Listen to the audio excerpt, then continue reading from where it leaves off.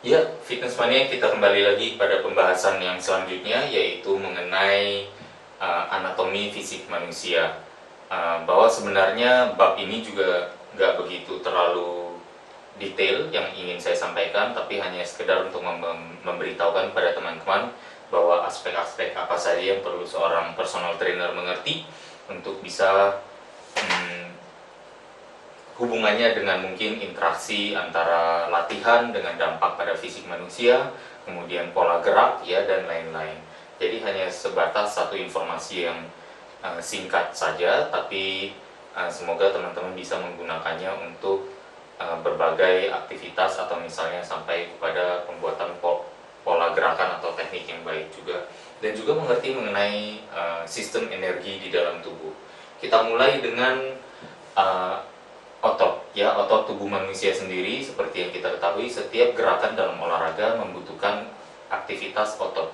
Jadi otot sendiri dibagi atas 3 bagian, ya. Otot tubuh kita ada otot halus, otot yang tidak terlihat, ya, permukaannya halus, makanya dinamakan otot halus, dan biasanya bersifat mungkin bisa digerakkan tanpa instruksi dari tubuh manusia, atau bahkan sederhananya deh, tidak terlihat dalam tubuh kita, ya. Misalnya mungkin otot dari bola mata kita, atau gendang telinga, atau otot lambung, dan lain-lain.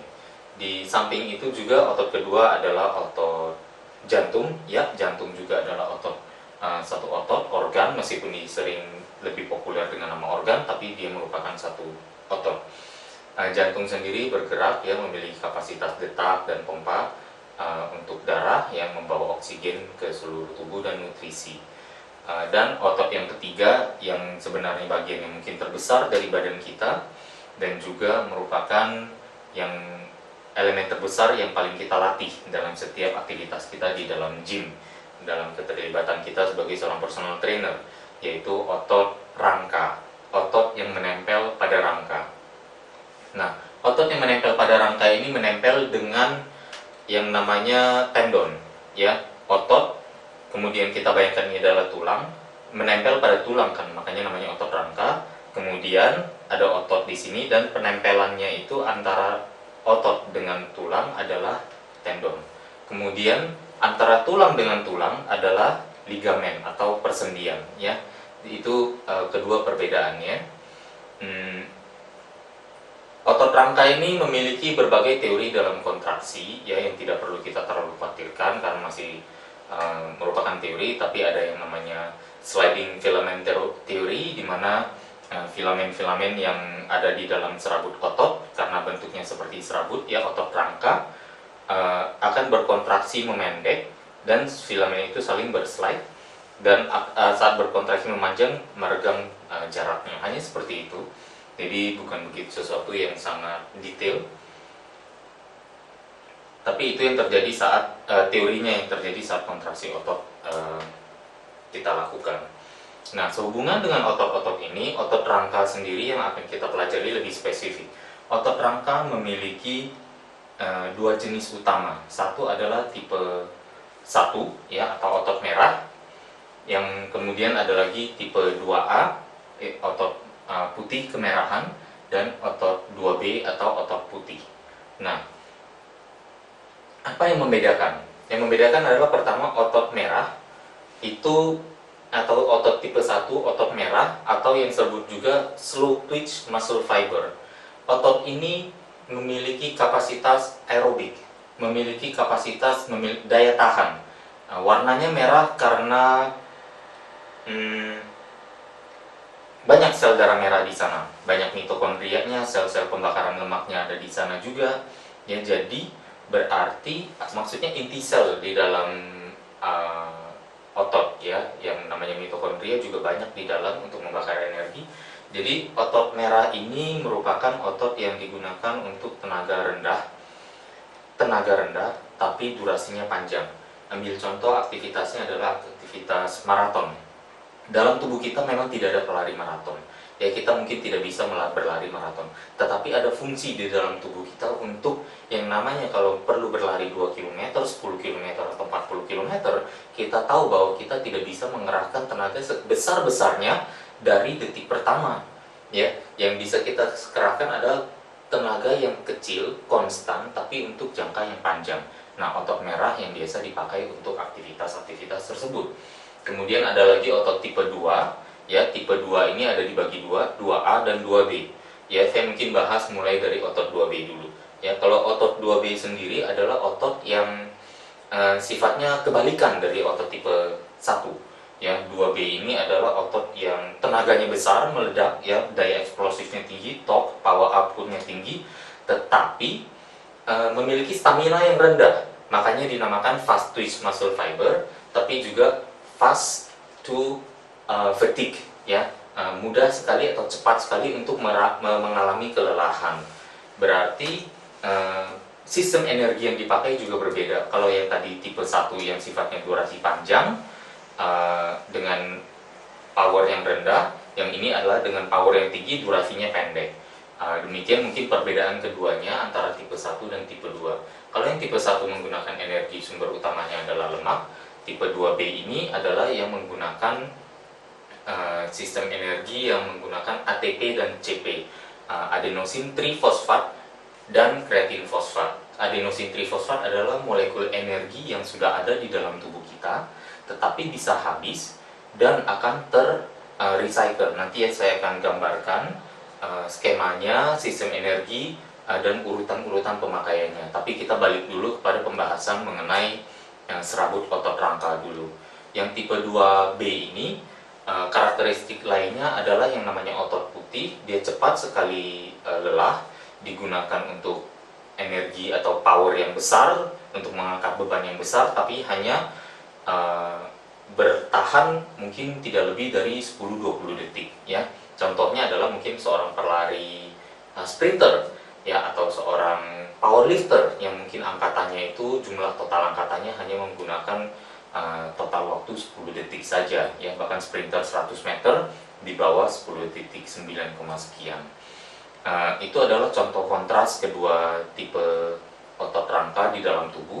Dan contoh kontras ini juga terlihat dari kedua kategori atletnya. Kalau misalnya pelari maraton, badannya pasti kurus-kurus, kecil-kecil, dan ototnya tidak besar, ya, karena memang spesialisasinya adalah untuk melatih otot merah yang tidak memiliki kapasitas untuk membesar. Sementara seorang pelari sprinter memiliki kapasitas untuk berlari dengan tenaga yang besar sekencang-kencangnya dan hanya berlangsung 10 detik saja.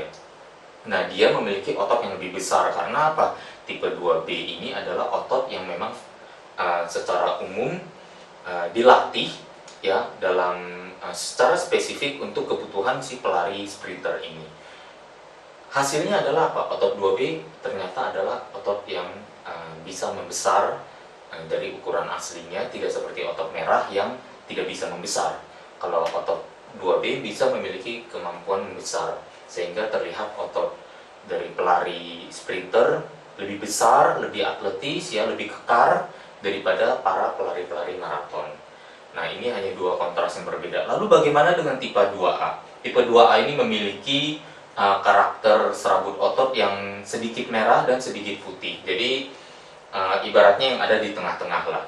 Jadi ada sedikit kemampuan untuk berdaya tahan, tapi ada sedikit kemampuan juga untuk memberikan power di sana. Jadi memang memiliki kekuatan yang cukup tinggi, tetapi juga memiliki daya tahan yang sedikit lebih panjang daripada 2B. Makanya ada di tengah-tengah.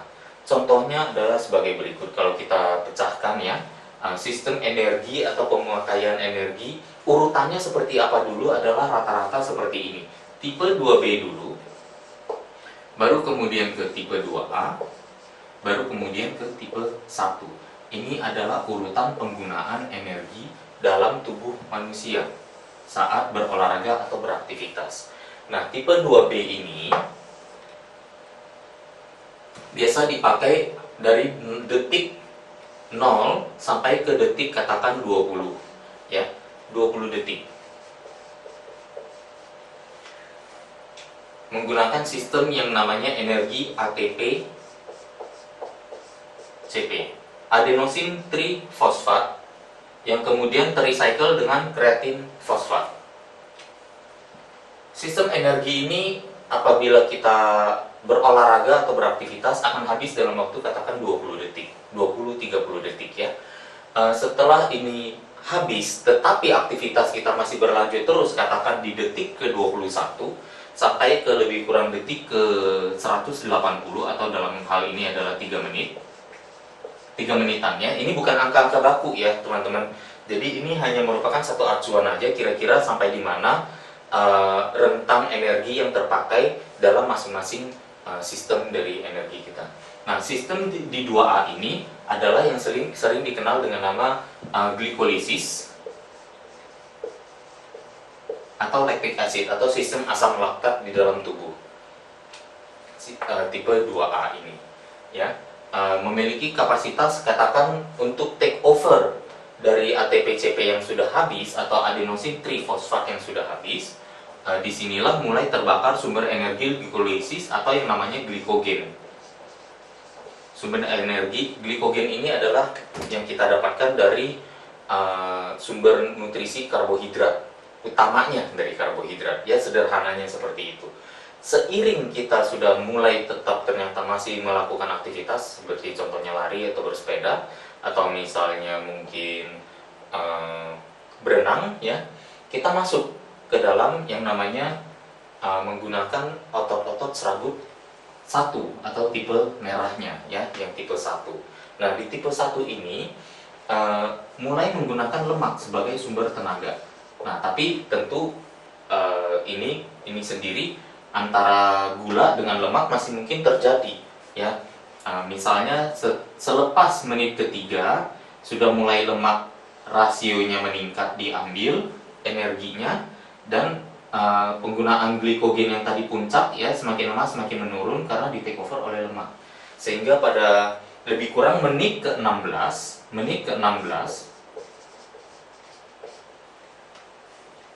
tubuh sudah mulai menggunakan pure lemak sebagai sumber energi, di mana keterlibatannya adalah sudah mayoritas otot-otot tipe 1. Nah, ini adalah lebih kurang dari urutan energi pemakaian saat berolahraga. Lalu apa hubungannya kalau begini dengan strategi latihan kita? Sangat besar sekali implikasinya. Karena apa? Kita dengan mengetahui ini, kita akan mengetahui goal atau secara spesifik otot mana yang akan kita latih pada klien kita, untuk tujuan apa. Nah, kalau misalnya kita mau memperbaiki, kembali lagi ke tadi, tujuan kita adalah ingin meningkatkan bobot murni dalam tubuh kita, atau setidaknya dipertahankan tidak turun, berarti ada tetap di sini, atau meningkat bobot murni di dalam tubuh kita, berarti sangat penting bagi kita untuk melatih otot kita di kedua sistem ini.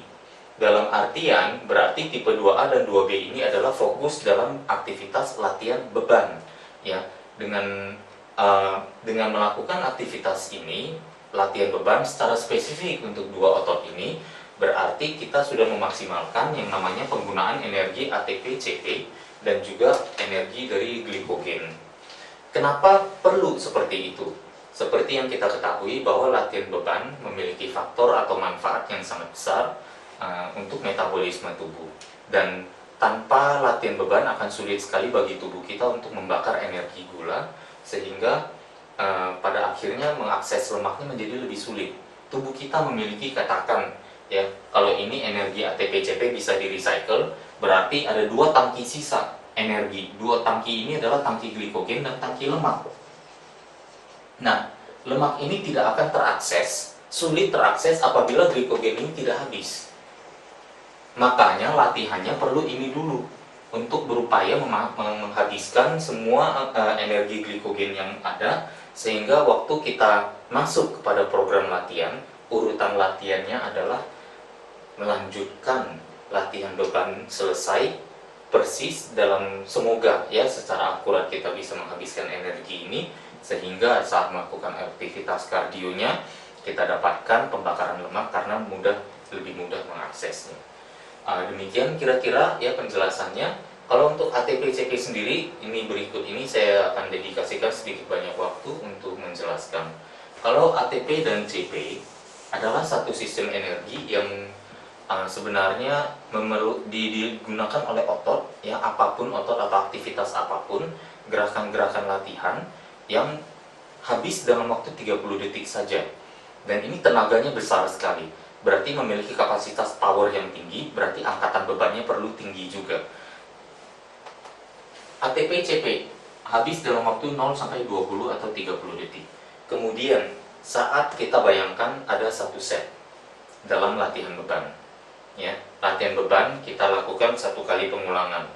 1 kali pengulangan itu katakan 2 hitungan naik, tahan 1 hitungan, 3 hitungan turun, itu semua total sudah 6 detik, ya. Kalau 6 detik ini kemudian kita kalikan 10, karena kita ulang 10 kali atau 10 repetisi atau 12 repetisi.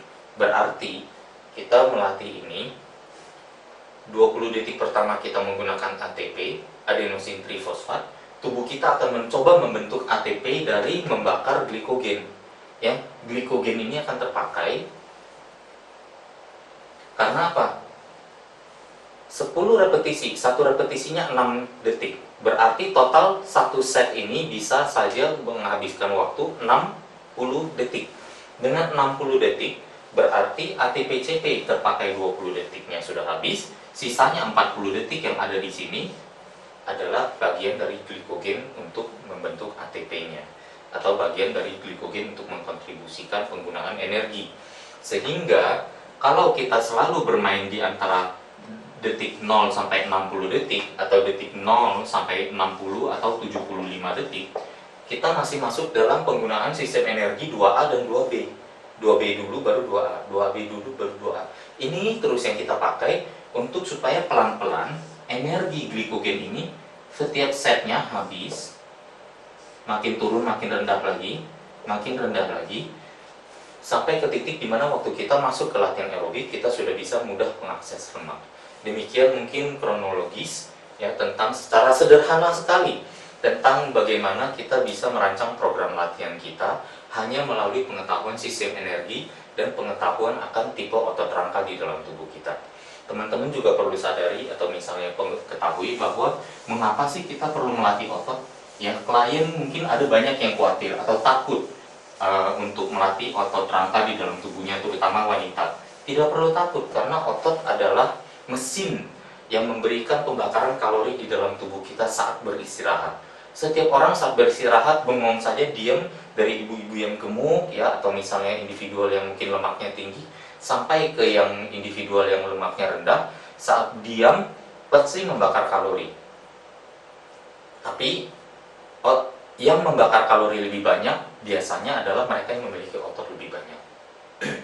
Makanya memiliki otot lebih banyak ini merupakan satu keuntungan tersendiri ya, karena merupakan salah satu indikator tubuh kita membakar kalori lebih banyak saat istirahat. Kebayang nggak, saat istirahat aja teman-teman bisa memberikan satu janji kepada klien, Bu, Bapak, saya bisa membawa Ibu sama Bapak atau Bapak ke level dimana saat istirahat membakar kalori lebih banyak daripada hari ini, dan sampai ke poin dimana Ibu Bapak bengong aja, istirahat saja, tidur saja membakar lemak. Mana yang akan klien pilih?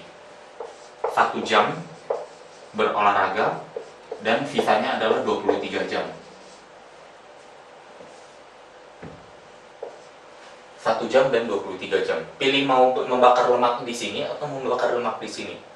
Awalnya klien yang memiliki kadar lemak tinggi akan harus dipaksa untuk masuk ke sini dulu, untuk membakar lemak di level 1 jam dulu.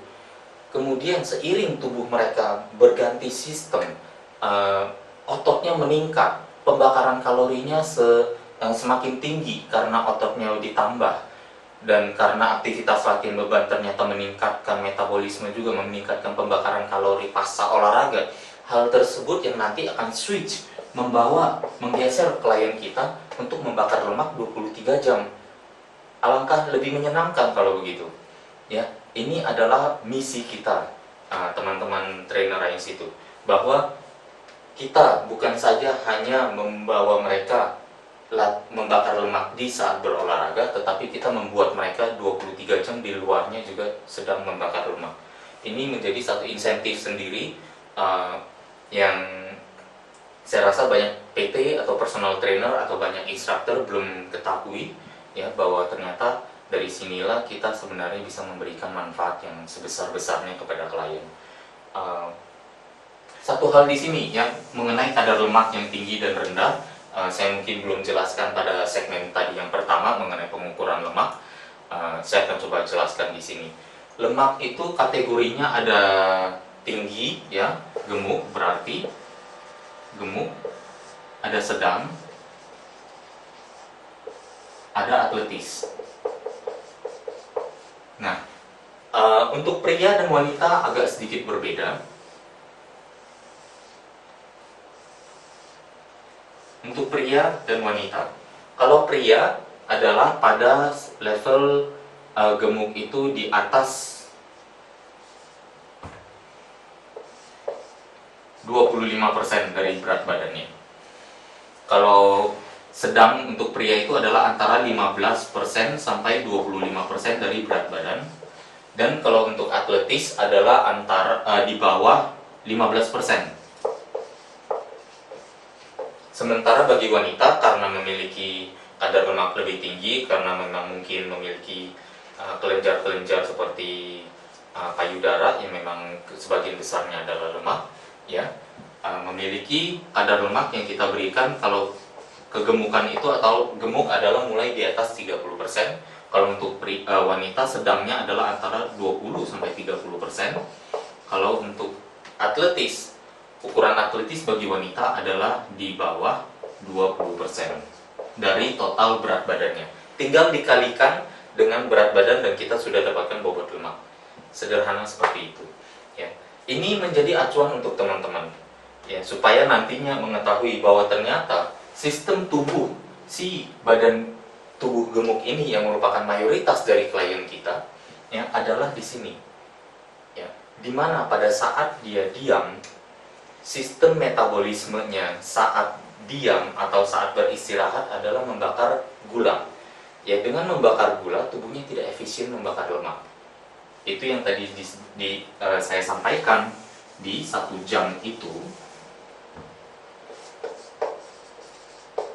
atau 23 jam. Sekarang si klien ini 23 jamnya kalau di tubuh gemuk, 23 jamnya membakar gula. Dia harus dipaksa untuk membakar lemak selama 1 jam berolahraga dengan kita. Bedanya dengan tubuh atletis adalah 23 jamnya dia membakar lemak. Dan dalam 1 jamnya dia diperbolehkan untuk membakar energi gula. Jadi teman-teman bisa melihat di sini secara prioritas berolahraga saja sudah menunjukkan bahwa ini strateginya untuk mereka yang memiliki kadar lemak tinggi, memiliki prioritas untuk membakar lemak yang lebih tinggi juga. Jadi porsi aerobik yang notabene adalah aktivitas pembakar lemak menjadi lebih tinggi untuk mereka yang bertubuh gemuk. Tetapi untuk mereka yang bertubuh lebih langsing, yang sudah lemaknya lebih rendah, dan karena ototnya banyak, 23 jam sudah membakar lemak, alangkah lebih gampangnya bagi dia untuk latihannya adalah pada fokus latihan beban. Karena latihan beban seperti yang tadi disampaikan dalam gambar papan tulis sebelumnya, latihan beban 2A dan 2B itu sistem energinya adalah ATP, PCP, dan glikogen, yang notabene di glikogen itu adalah gula. Berarti latihan beban boleh lebih banyak untuk individu yang kadar lemaknya rendah, sementara latihan beban lebih sedikit tetapi aerobik lebih banyak untuk individu yang kadar lemaknya masih tinggi. Demikian rasional atau cara atau pola berpikir dari kita sebagai trainer pada saat mau merancang program latihan untuk klien. Jadi tidak semata-mata semua klien itu sama, ya. Bisa saja ada klien yang datang dengan berat badan atau kondisi lemak yang sedang, yang sebenarnya atau atletis, tapi kok malah kita berikan aktivitas kardio yang lebih banyak, ya. Atau bahkan ada kecenderungan yang paling sering adalah karena mereka merasa bahwa oh ya, kita dibayar adalah untuk latihan bebannya mengawasi. Ya, kemudian pada kardio ya nanti dia kardio sendiri aja ikut di kelas. nggak demikian juga. Saat kardio merupakan tanggung jawab kita juga untuk mendampingi, ya, entah speednya, kalori yang terbakarnya, heart rate-nya, jarak yang telah ditempuh, waktu yang diperlukan untuk mendedikasikan pada kardio, semua itu adalah bagian dari tanggung jawab kita juga sebagai trainer. Jadi kita tidak melepas. Ya, kecenderungan dari teman-teman trainer yang ada di lapangan adalah berhubung seolah-olah supaya kelihatan oke, saya hanya dibayar untuk seolah-olah mengawasi saat latihan beban aja. Tidak demikian. Kita awasi latihan beban dan latihan kardionya. Ya, dan ini adalah tanggung jawab kita semua untuk mencoba mendampingi juga, kecuali kalau pada saat kardionya itu adalah kardio mungkin mengikuti kelas group exercise misalnya, atau kelas-kelas aerobik secara bersamaan, ya kita pada saat itu mungkin tidak bisa memantau terlalu lama, ya.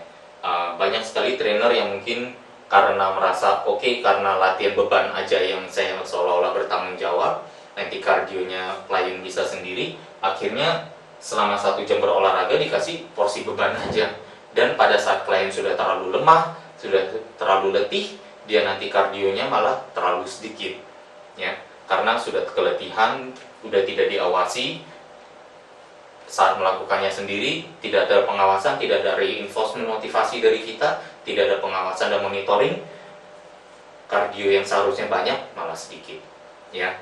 Ini menjadi salah satu potensi kegagalan seorang personal trainer, karena pada tubuh yang gemuk yang harusnya porsi latihan beban lebih sedikit dan kardio lebih banyak, malah terbalik, porsi latihan bebannya banyak, latihan kardionya sedikit, ya. Bukan berarti pasti berbahaya, tapi memiliki potensi risiko yang lebih tinggi karena tubuhnya yang masih belum siap untuk melakukan aktivitas pembakaran seperti itu. Contohnya apa? Aktivitas latihan beban membakar gula. Pada saat dia beristirahat, klien yang gemuk membakar gula juga. Apa yang terjadi? Reserve gula, energi gulanya sudah bisa berpotensi sudah rendah saat dia datang sebelum latihan sama kita. Sebelum datang berlatih dengan kita aja, kondisi kadar energi gula di dalam tubuhnya sudah mungkin rendah. Nah, kita beri latihan beban yang tadi adalah 2A dan 2B menggunakan ATP dan gula, kita paksa lagi gulanya banyak yang terhabiskan. Kalau tubuh sudah tidak ada gulanya, tidak ada energi gulanya, akan dapatkan gula dari mana? Ya benar, teman-teman tebaknya benar, dapatnya dari otot, ya. Tubuh akan mengurai ototnya, memakan ototnya sendiri, dan memecahkan otot itu. Ada elemen-elemen nitrogen yang bisa dirubah menjadi gula, dan itu diurai oleh tubuh, dan ototlah yang dikorbankan. Berarti sangat sayang sekali bahwa ternyata kita sendiri sebagai trainer yang aim-nya, yang tujuan utamanya adalah untuk menjaga otot jangan menyusut, atau kalau bisa otot malah harusnya baiknya naik, kita sendiri beri program yang akhirnya membuat otot klien turun, ya. Salah strategi atau keliru strategi sedikit ini aja berpotensi memberikan hasil yang agak negatif dan mungkin kurang ideal untuk klien kita. Itu yang ingin kita coba hindari dengan pemahaman sederhana terhadap sistem energi dan olah energi dari masing-masing tipe tubuh. Jadi kalau teman-teman sudah memiliki pengetahuan ini, akan mudah untuk merancang program latihan yang lebih tepat.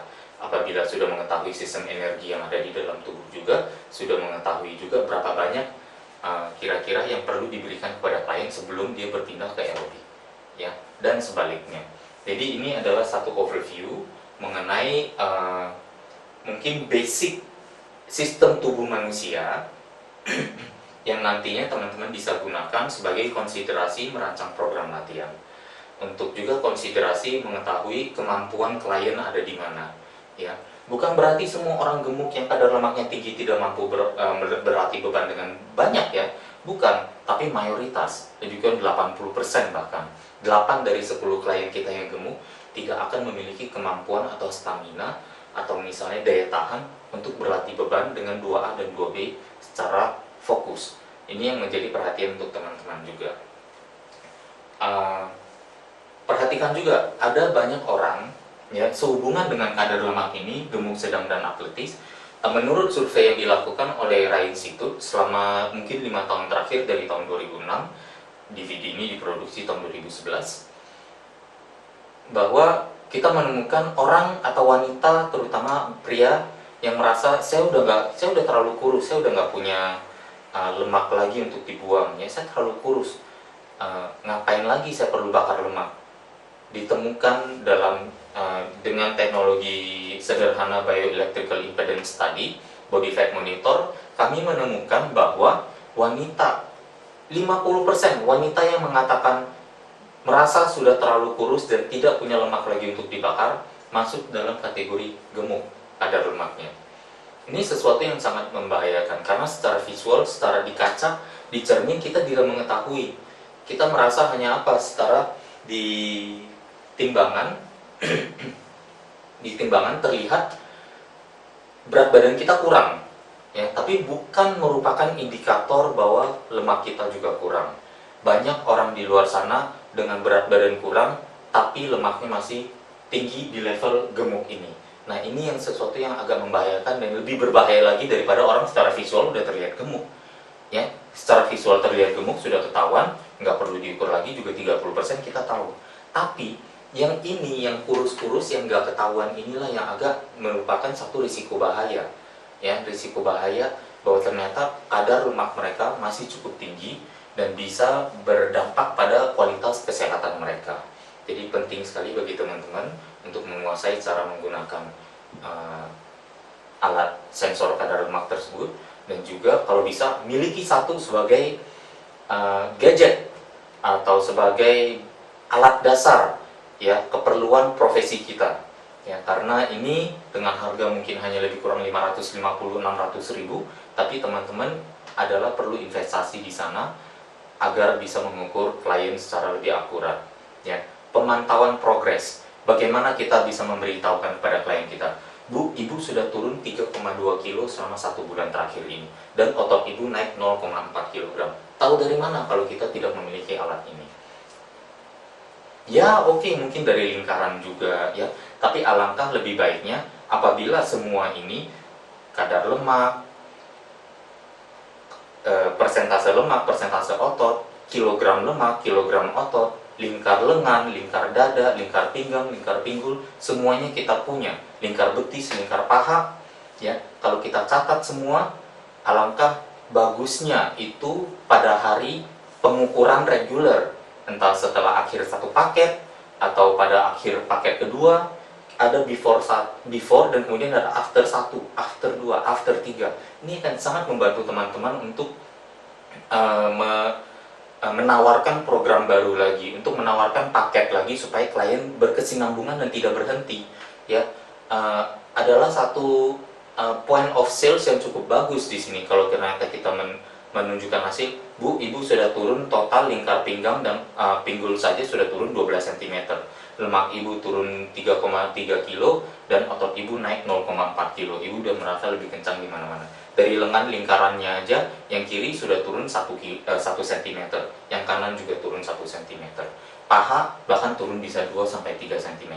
Itu merupakan parameter kemajuan yang sangat memotivasi klien untuk bilang, yes, I want more, saya masih jauh, padahal saya udah turun begitu banyak, dan saya akan lanjutkan lagi PT dengan Anda. Dapat dari mana kalau dari alat ini tidak kita miliki? Dokter saja punya stetoskop, punya alat untuk mengecek tekanan darah, ya. Jadi teman-teman juga adalah wajar untuk memiliki alat untuk mengukur kadar lemak ini, supaya teman-teman bisa melakukan satu sesi atau misalnya penawaran personal training yang lebih profesional, yang lebih akurat, dan tentunya hasilnya bisa terpantau dan bisa dipertanggungjawabkan.